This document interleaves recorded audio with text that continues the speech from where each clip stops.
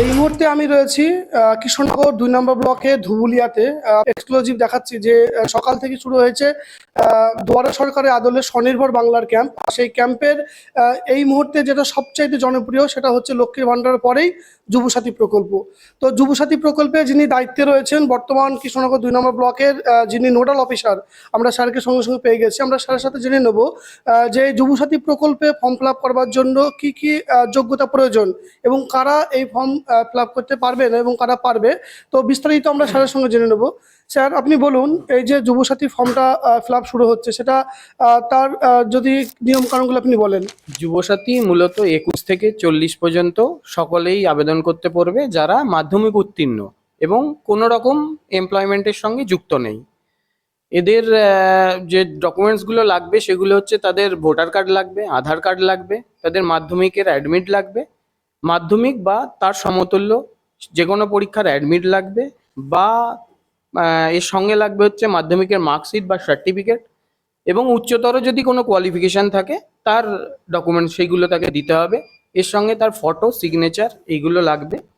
এটা অনলাইনের মাধ্যমে পোর্টালে ফিল আপ হচ্ছে আজ থেকে। এছাড়া অফলাইনে আমরা এখানে জমা নিচ্ছি, হার্ড কপি হিসাবে জমা নিচ্ছি। তো এটা যে সমস্ত যুবক যুবতীরা অ্যাপ্লাই করবে তাদের মূলত যেটা বলা হয়েছে সেটা হচ্ছে এডুকেশনাল যে স্কলারশিপ থাকে, মানে শিক্ষাগত যদি স্কলারশিপ পায় সেটা বাদে অন্য কোনো ধরনের সরকারি সহযোগিতা পেলে সেটা অ্যাপ্লাই করতে পারবে না। এবং দ্বিতীয় যে কন্ডিশনটা হলো সেটা হলো তাকে আনএমপ্লয়েড হতে হবে, কোনো রকম কাজের সঙ্গে সে যুক্ত থাকলে সেই প্রকল্পের আওতায় আসতে পারবে না। মাসিক ১,৫০০ টাকা সে পাবে আগামী ৫ বছরের জন্য আপাতত। আচ্ছা, কারা পাবে না, মানে আপনি আমাদের বলুন, যারা লক্ষ্মীর ভাণ্ডার পায় বা যারা কৃষক বন্ধু পায় তারা কি এই ফর্মটা ফিল আপ করতে পারবে? না, লক্ষ্মী ভাণ্ডার কৃষক বন্ধু এই জাতীয় থেকে পেলে তারা আবেদন করতে পারবে না। শুধুমাত্র যদি শিক্ষাগত ক্ষেত্রে কোনো স্কলারশিপ পায় সেটা আবেদনের ক্ষেত্রে প্রযোজ্য, সেটা পেলে সে পারবে, বাকি কোনো রকম সহায়তায় সে আবেদন করতে পারবে না।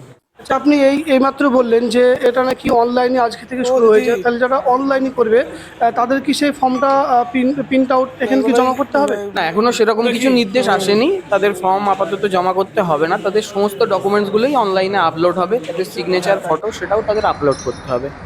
এখনো এরকম নির্দেশ নেই যে জমা করতে হবে, পরবর্তীতে নির্দেশ আসলে জানা যাবে। তো মানে আপনি বলছেন অনলাইনে সেটা করার পর তাদের প্রিন্ট আউটটা কাছে রাখতে হবে।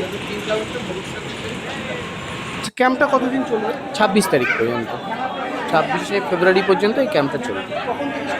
এটা সকাল 10টা থেকে বিকেল 5টা পর্যন্ত হচ্ছে এবং একদম ২৬ তারিখ পর্যন্ত কন্টিনিউ চলবে। আপনার পরিচয়? আমি ব্লক ইউথ অফিসার, কৃষ্ণনগর ২ নম্বর ব্লক।